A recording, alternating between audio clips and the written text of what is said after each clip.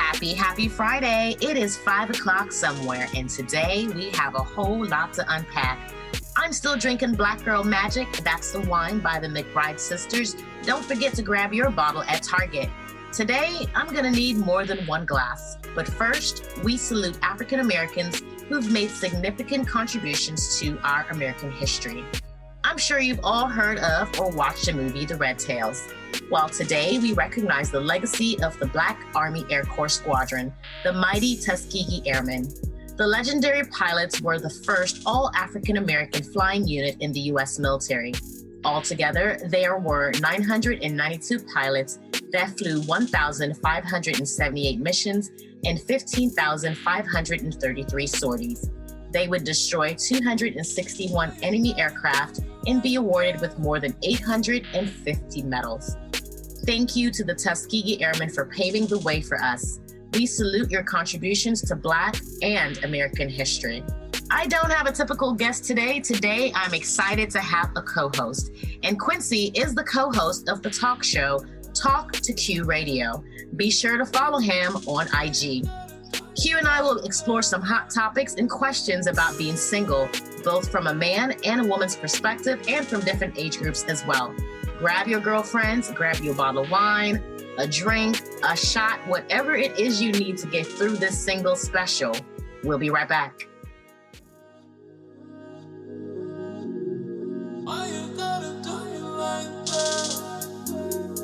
You're listening to Camouflaged Beauty, a podcast of shared experiences for military women. All right, welcome back, y'all. As I said, today, Quincy and I are going to talk about just being single from a female's perspective versus a male's perspective. Clearly, we don't speak for all men and women, but we're going to have some fun with this one. Quincy, how are you? I'm doing great. How are you? I am well, thank you. Tell us a little about yourself. Okay, well, first of all, thanks for having me on. My name is Quincy. I'm in Jackson, Mississippi, and I'm the host of a show called the Talk to Q Radio Show. It's a show for people to come together to discuss a wide range of topics, mostly relationships, but we get into politics, current events, celebrity news, and more. It's something I've been doing almost 10 years. And as far as I'm concerned, I'm 49 years old, born and raised in the Deep South. So I have certain traditional values about me that I want to try to, I guess, reinstall into this country one episode at a time, because the goal of the show is just to make people think. You don't have to agree with what's being said, but just consider it and listen to someone else's perspective. Absolutely. I totally agree. Well, let's get into this singleness podcast. It is what I like to call Single Awareness Day instead of Valentine's Day, because if you weren't aware that you are single, you are definitely aware on that day. So from your perspective, is there a right or wrong way to be single? I think there's a right or wrong way to do just about anything, to be honest. A person can be single and still lead a happy life that rubs off on other people. And a person can be single and also leave a path of destruction and heartache. So I really think that your character determines how single life works out for you. So yeah, you can definitely do it the wrong way and cause chaos and mayhem for other people in their lives. And there's also a good way that allows you to just go through the process, work on your discernment skills to find out what person may actually be right for you. Absolutely. So what are some benefits that you see from a woman or a man being single? I think for a man, it just allows you, when you're single, you have peace of mind. Okay. You're not worried about anyone else and being responsible for their feelings. You're not having to manage any other emotions. And so I think that goes a long way towards the happiness that some guys feel when they are single.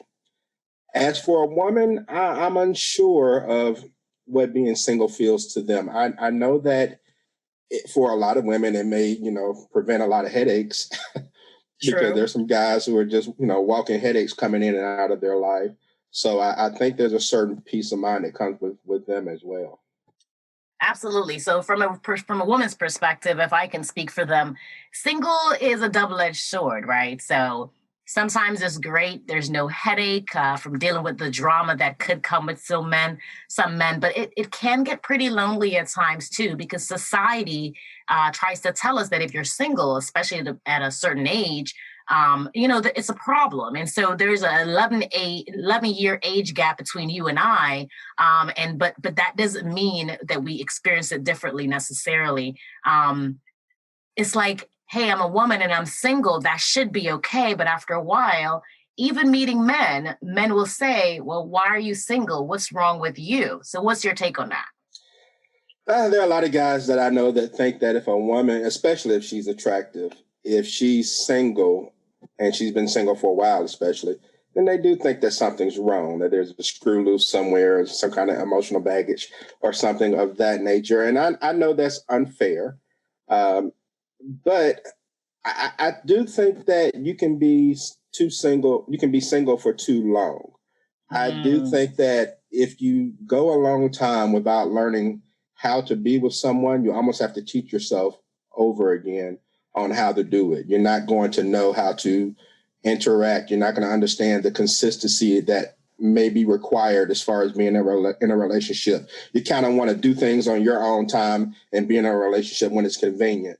So I don't think that guys really look favorably on women who have been single for extended periods of time.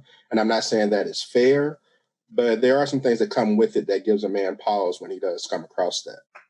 So I would tend to agree with that. I have been single for a long time and by choice, but nonetheless. And every time I try to get back into a relationship, it's like, oh, I can't do this because I'm so used to doing my own thing at my own time, not being accountable to anyone. And let's be honest, relationships is really about accountability. And so the longer I've been single, the harder it's been to get back into a relationship. But that leads me to my next question. I mean, where do people meet people these days? The typical bar life, club life may not necessarily be something that works for you, right? So maybe your church, maybe at the job, but where do people hook up or meet these days? Well, with COVID going on, it makes it even more difficult. Mm-hmm. And so a lot of people meet online, social media, dating sites, things of that nature. But in a more traditional sense, I would think that this is going to probably make a lot of people go, oh, my goodness. But I honestly think the best place to meet someone is at work. And I tell you, and I'm not saying that you have to date them as far as meeting them, because when you work with people 40 hours a week, you're with them sometimes more than you're with your own family. And so you get to see them interact with others. So you get to learn that person's character. Now, relationships to me are all about timing. So I'm not saying you necessarily have to date someone on the job because that can be a problem as well. But maybe that person leaves the job, or maybe you leave the job, or maybe they go to a different department that's not a conflict of interest. At that point, maybe something can develop. But I think you really learn people at work better than you do anywhere else. Now, aside from that, maybe a nice restaurant or bar or lounge, something like that, you can go and meet people, or through mutual friends. And I stress the word friends because some people who you may call a friend will hook you up with people who aren't that good. Right. So you have to be careful. But I think you get to know people at work better than you do anywhere else. That's an interesting perspective. I don't think I ever considered that because we've always been told, hey, don't play and work in the same place, right? So I think a lot of us have shied away from meeting people at work. But you mentioned meeting them on social media or online. So what's your take on online dating? I've actually tried online dating before. This was about 5-6 years ago, and it wasn't bad. It wasn't as bad as a lot of people think. Now, maybe the experience for women is totally different because you'll have a couple hundred guys trying to message you. But for me, I actually met and went out with about 3 or 4 people. Now, one of them was a disaster. I won't lie. There's always one disaster. Disaster. Okay. But the others, one of them I actually ended up dating for about 3 or 4 months. And even though we didn't work out, it was still, a nice experience. as far as going out with her. We're still cool to this day. But I think online dating is if you take the time to create the right profile, and a lot of people don't realize what you present is what you're going to attract. So if your profile has these provocative pictures or you're being flashy with your money or something like that, then you're going to get people who are, looking for just that. But if your profile pictures are showing you and representing who you are as far as your part, as a character, and if your bio actually gives relevant information that people will enjoy reading and learn something about you, then I think you can attract the right people, at least some decent candidates that won't leave you feeling like you wasted your time. Well, I don't 100% agree with you. And here's my take on online dating. I've tried online dating as well. And I dated someone from that I met online for over a year. Right. Okay. So that wasn't bad. I've also met some disasters as well that didn't work out well. I think it has a lot to do with that person's maturity. Some people are not even reading your profile.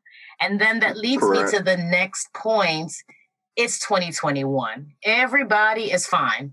Men and women alike these days, right? So everything is overly sexualized.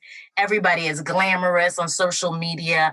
The competition is stiff out here, And so sometimes I think, right or wrong, some people may feel like they have to either do the provocative pictures or add another element to their profile to get the attention, because at this point you're competing with thousands of other people. What is your take on that? I don't look at it as a competition. All right. I've never looked at dating as a competition because in my mind, I only need one. True. And there are millions out there. So I don't have to do what these other guys are doing to try to entertain these millions of, whatever group of people they want. I can just be me and just wait, find, identify the right one and pursue that one. And that's how I've always looked at it. I've always been different. I've never owned a pair of Jordans in my life. Okay. And my take was because everybody has them. I remember back in my 20s, I went to a nightclub and I walked in the nightclub and there were at least 4 or 5 guys right off the jump that I saw that were wearing the same outfit. Mm-hmm. Very similar. They all had on the same shoes. They all had on some Jabot jeans, which were popping back then.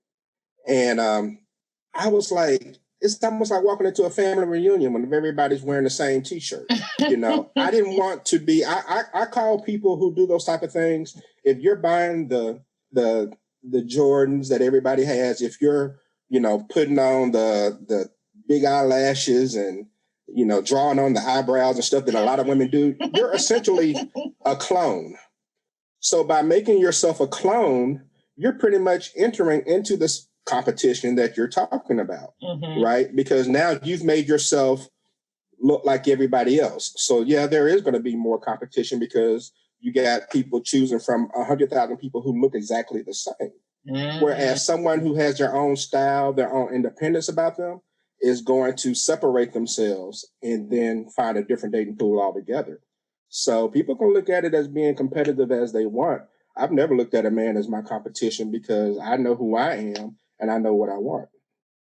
No, I totally agree with that. I think it's important to be yourself, whatever that may be, right? Because if you put the representative online or anywhere you put that representative, eventually that mask is going to have to come off and the real you is eventually going to come out. So I agree with that. As far as me being in the military, one of the things I've ran into is just men believing that as a woman in the military, some reason they believe that we are strong, independent women, which is true. I don't think any more strong or independent than any other woman. But I think in this generation, I see a lot of men threatened by that. What is your take? I think that anytime a man feels like he's not needed, then that's a problem for that man. But I think guys and dudes are threatened by what most people consider a strong woman. But I don't think men are, because there's a difference to me between a guy and a dude and a man. Mm-hmm. If a woman is independent then to me as a man, that just means, okay, there's less I have to worry about if things happen to take a turn for the worse. Mm-hmm. As long as she doesn't lead with her independence, if she's always trying to remind me that she doesn't need me, because if you tell me I don't need you, I can do this, I make my own money, okay, fine. Make your own money, go about your life. I'll find somebody who needs me because I want to fulfill a purpose in someone's life. I want to fill a role in someone's life, be of a need to someone. And so if you show me you don't need me, then I have no reason to be here. But for someone who can maintain her independence, do her thing, but still allow me to have a place in her life, whether that's opening a pickle jar or killing a bug, then I'm good. That way I can find my space. Nice. So another thing too, for being independent and or being single for a long time, yeah, you do get a little more of, hey, I don't necessarily need a man in my life. I know they serve a purpose for sure, but it's like, I've been doing this by myself for a long time. Okay. And so how do you suggest women get back into being submissive? And before I finish, women women often look at submissiveness as a bad thing, especially in 2021. I don't necessarily think it's bad. I think there's a balance between the male and the female energy that's necessary, but it can be a bad thing for some women. They could have some traumas that they're dealing with bringing into the relationship. So how do you think, what would you suggest women do to step back from the independence and step into being submissive? I think that the best thing to do is just like, women have an ego just like men. And we all need to check our ego at the door when it comes to relationships. We need to consider other people's feelings. Okay, so sometimes you have to put your pride down and just allow yourself to exist in the presence of others. And it's difficult for some people. They have to thump their chest to remind you what they are or their status in the world. And that's not important when it comes to finding love. Okay. Love is about being vulnerable. It's called falling in love because one of the most vulnerable things you can do is fall. And so if you're not willing to put your feelings down and approach things in a vulnerable state, then you're going to have a lot more difficulty in finding the right person for you. So I do think the first thing you have to do is check your ego at the door and realize that it's not about you if you plan on being in a relationship, because it takes two to be in a relationship. And if you're not considering the other person's feelings, then you're probably going to be perpetually single. I agree with that. I do agree with that. What about women approaching men, right? The non-traditional way of girl meets boy or boy meets girl. What do you think about that? I don't have a problem with women approaching men. I think it's fine. I'm more of a traditionalist. I like to be the one who pursues personally. And I think as a man, by pursuing a woman, you almost look at it as more of an investment of your time. So you're going to kind of try to see it through a lot more so than if something is just given to you on a silver platter. Mm-hmm. And so although I do not mind women who may be the aggressive type or to want to kind of put it out there that, hey, I'm interested. I'm still more of a traditional mindset that I want to be the one who makes the approach. But I have been approached by women who, it's worked out. We've dated, didn't have any problems or anything.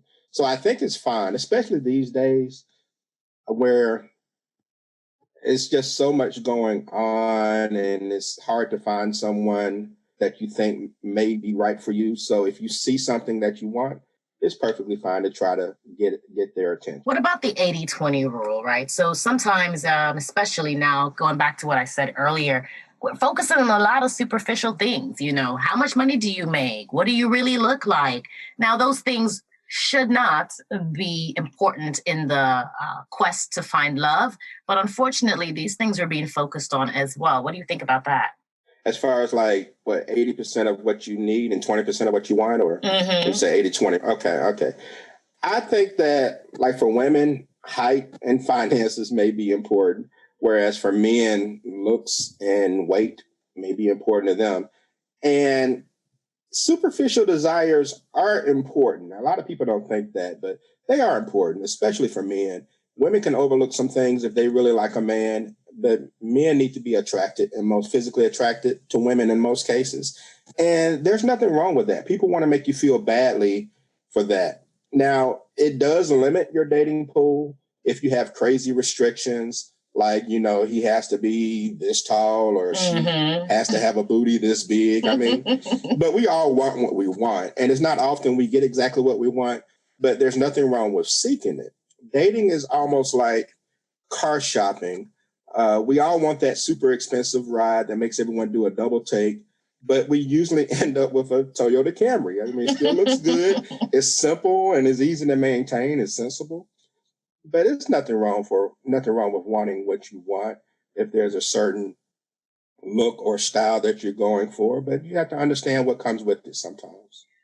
All right, well, let's talk about women or men who have been divorced. Do you think they're viewed differently than people who have never been married as far as being single? I do. I think that people who have never been married are looked at with pity sometimes, and it's unfortunate. It's very unfortunate. It shouldn't be that way, but I do, especially when it comes to women. I think that women who are married are judgmental of women who have never done it. Now, if you've been divorced, then you get credit for, hey, they got married, they tried it, it didn't work out. But why have you never done it? Right. What's wrong with you? And that's hard. I never realized until, I don't know, within the last 10 years or so, how hard it is for women who have never been married. I mean, it's hard enough for women who are single, period. But women who have never been married, I've never realized how hard it is for them, like at a Thanksgiving dinner table or something where all your aunts and cousins, when you going to get married, when you going to find a man, when you going to, and that has to be just very draining. But I do think that women who have been married before and maybe it didn't work out and they got divorced get a little more slack than someone who has not. Yeah, I agree with that. I think men, I think they feel like, okay, well, maybe you're not crazy. Someone did take a chance on you at one point in time. Whereas if you've never been married, especially at a certain age, late 30s, 40s, whatever, yes, they're like, no one took a chance on you and you're cute. There's something obviously missing. That's yes, how I feel like is treated. So it's crazy when I meet guys and they said, hey, are you single? Why are you single? And then, once I say, oh, I was married before, they're like, oh, okay. Now we can have a conversation. So they treat me completely different. So let's talk about dating multiple people. So people have their thoughts on it. But typically from what I see, men will date 5, 6 women at one time. What is the process of cutting off those other women and deciding to just be with one? Ooh, that's kind of rough because I guess the process depends on the person. I personally feel like when you're dating multiple people and there's one that's standing out more so than the other, then it kind of shows, first of all, with your efforts as far as communicating with the others. Okay, you're going to communicate less. You may not be as active as far as trying to go out with them or something of that nature. But at some point, if you decide you're going to pursue that one person, I think you need to have a conversation with the others, depending on how far along you may have gone in that particular relationship, if you want to call it that. If you've been going out on dates every other week with person A, but now you want to pursue a relationship with person B, then I think it's only right that you have some type of conversation with A to let them know, hey, there's someone that I've really been digging, I've been spending a lot of time with, and I think I may want to see where that goes. And I mean, one, it allows person A an opportunity to step their game up if they're still interested. But if not, it kind of gives them the heads up that, okay, I don't need to take you as seriously because you don't know what they may have going on, So you kind of have to kind of phase things out that way. I believe in communication. I don't believe in ghosting. I think that is absolutely ridiculous to ghost someone unless they're like a nuisance to the point of needing a restraining order or something like that. But just to ghost someone simply because you're interested in somebody else, to me, is kind of foul. So I believe that your actions over time will show that you're distancing yourself, and then at which some point you need to have a conversation to let them know that your head is elsewhere. That's just me personally. So I do like what you said earlier, that there's a difference from your perspective of being a man and being a dude. So going back to the ghosting thing, that seems to be a pretty popular thing in the dating world right now in your, mid 30s. I've heard a couple of my girlfriends say, hey, I went on a date or two with this guy, 3 or 4 dates, and all of a sudden he just disappeared off the face of the earth. I mean, to where they're checking hospitals, like maybe he got in an accident. Something had to go wrong, right? I mean, we're talking, conversation is good. We go out on a couple of dates. I think everything is great. And you just stop responding. So I do think when you're dating somebody, I think there is a level of responsibility that you at least owe them that respect of saying, hey, I'm no longer interested. So I had this conversation with a guy friend of mine a few days ago, actually, about this topic. And what he said is, in his experience, it is difficult for them to have a conversation with women to say, hey, I'm no longer interested, because then the women, that's when the crazy side comes out. Like, what you mean you're no longer interested, right? Furthermore, what this young man has been doing is telling a woman when he meets her, hey, I'm not interested in dating right now or anything serious. But then he moves on to a serious relationship with someone else, which then further causes confusion for the first woman. So I think it comes to a level of maturity and honesty to say, hey, I'm not necessarily interested in dating you. Now, as a woman, yes, a lot of times we can't handle that, right? What you mean you don't want to date me? I'm cute, And so that becomes that becomes a problem for us. And so I think sometimes that's how we see that disconnect between what you may say to us as a man and what we're hearing as a woman. It's not necessarily the same thing. And that's true. And I think that again comes to communication, because some guys are just horrible with delivery. And so the message may ring true, but it may sting a little bit because they don't know how to present it. And you do run that risk. But as a man, I think it's your responsibility to make your intentions known to others, whether it's to pursue something or not to pursue something. And ghosting is just not the answer. Ghosting is what a coward would do. And so I think the only thing you can do is put your big boy pants on and let her know how you feel, and how she takes it is just how she takes it. And maybe after that point, you have to ghost her because she may lose it on you. But at least you did your due diligence. I totally agree with that. Do you think how we grew up, whether you grew up in a single parent household or a 2-parent household, impacts your dating life and your view on singleness? I think it does. I think it absolutely does. My parents were married for 45 years before my mom passed. 45 years. And even though, like most people, of course, they had their ups and downs, but I got to see love in the household. And because I got to see that, it kind of helped prepare me for my adulthood to know what love looked like. And it's a huge difference between being raised on love and being raised on survival. And a lot of single parents, even though some are, do find love and they're able to present it to their children, a lot of single parents are raised on survival and, raise their children based on survival. And that's all the kid knows. Okay, what is going to get me from point A to point B? I'm not thinking long term or anything. I'm thinking like paycheck to paycheck, almost that mentality.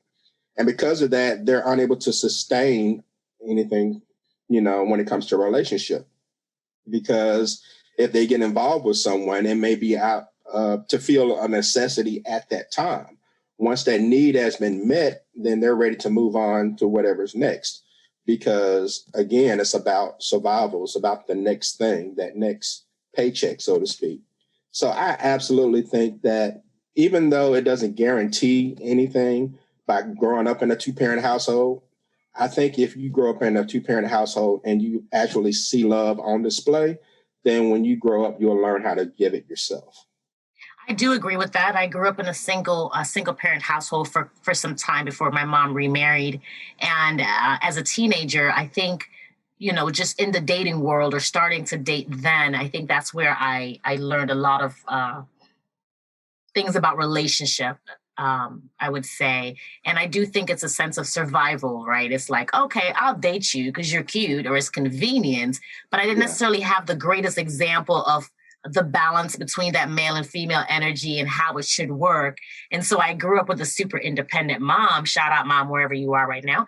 And, I grew up with that mom who was a great mom and showed us wonderful things of how to be women and be empowered. But at the same time, when a man came around, I was like, I don't need you to kill no bugs. I can kill my own bugs, right?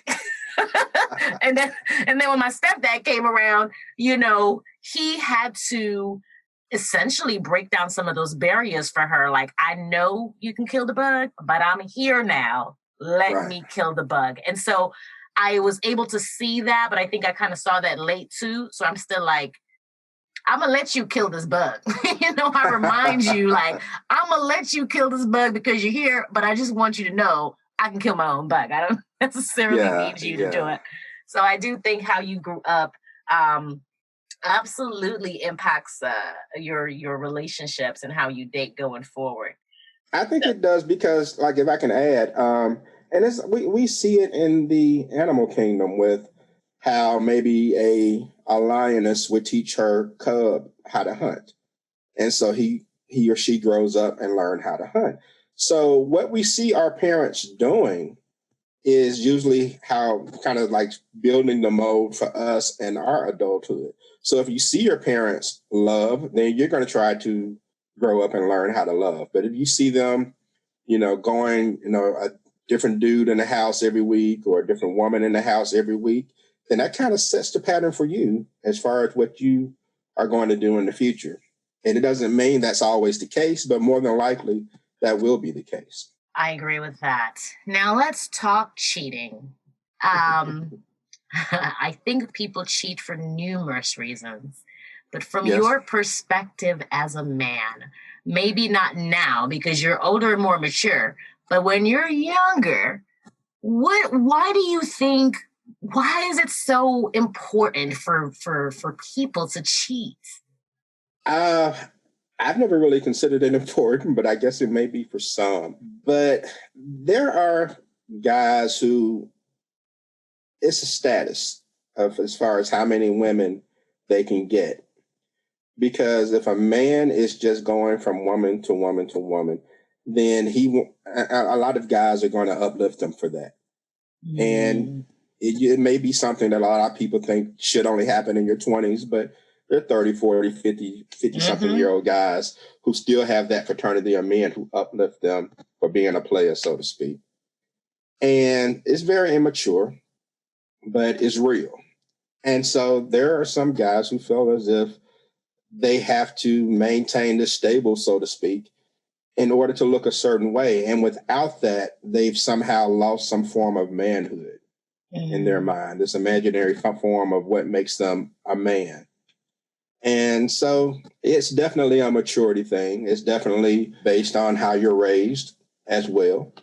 And because a lot of guys my age, I feel like my generation, early 70s, late 60s babies, I think we dropped the ball on parenting, men especially. We didn't teach boys how to be men. Now, we may teach them how to get women, but we haven't taught them how to keep them or make them happy or anything of that nature. We taught them from a selfish perspective of how to make ourselves happy. And because we failed to do that, you got a lot of people walking around now who just trying to get it how they live with no regard to people's feelings. And they don't understand that if you want to be with multiple women, there are ways you can do it without being deceitful about it. You can be honest. There's some women you can walk to on the street right now and say, hey, I like you, but just only for sex. And they may be okay with it. Okay. But guys aren't willing to do that. We go through this game of telling women what we think they want to hear to get them on the hook until we get what we want.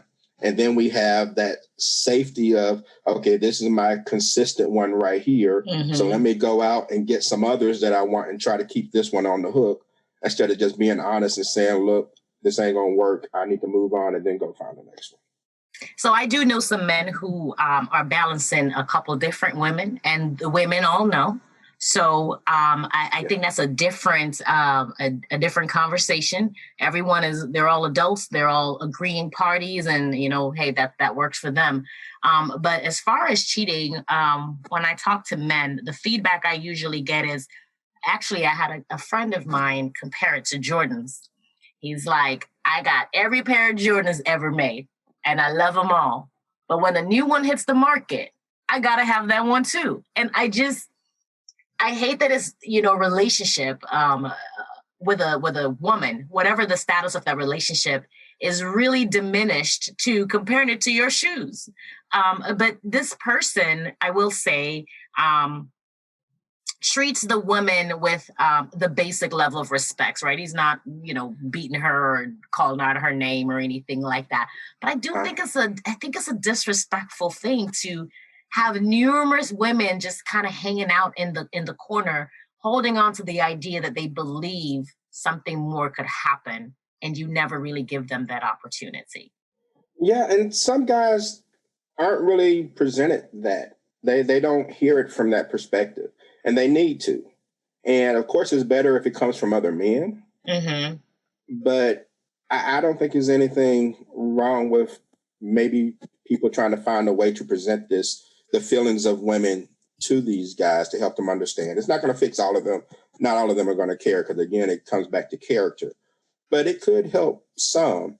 And one thing that I do on my show is that I even had a show just recently to teach your sons to be men, and it's our responsibility. And I don't have any kids. I have a couple of god kids. I have a godson who's 17, a goddaughter who's 14.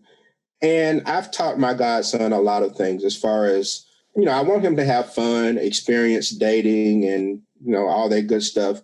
But by the same token, don't leave chaos in your wake. Okay. Don't leave a bunch of broken people behind. You're going to have to learn how to enjoy yourself responsibly. And that's my message to all guys. I'm not saying that you can't date multiple women or whatever it is you're looking for, but just be responsible in how you do it. Be honest, communicate, and not do all these deceitful things that is going to leave someone with emotional baggage that's going to make it more difficult for the man who wants to be a part of their life, to overcome, because you've left her all broken. And I don't want the men listening to believe that we're just beating up on them, because let's be honest, women, especially now in 2021, are doing the very same thing. They're having multiple partners and being deceitful as well, for whatever reason. And I, speaking to women, particularly about this topic, I think a lot of times they feel, well, the guy's going to be deceitful anyway. I mean, we know they're out here being players, so I'm just going to beat them at their own game. So the game has definitely changed for both sexes along the way. And I do think it comes down to character and respect. Have your fun, do your thing, but I think you owe that person a level of response, a level of communication, so they can make their own decisions going forward.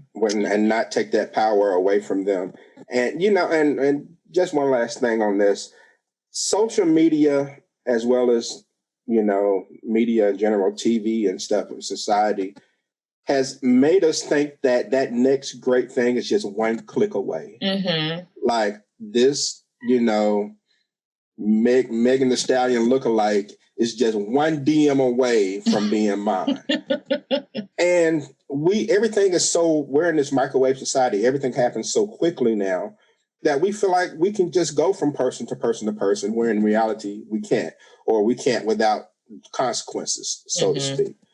And so everything moves so fast now. People don't want to take their time with anything, because that's just how society presents things these days.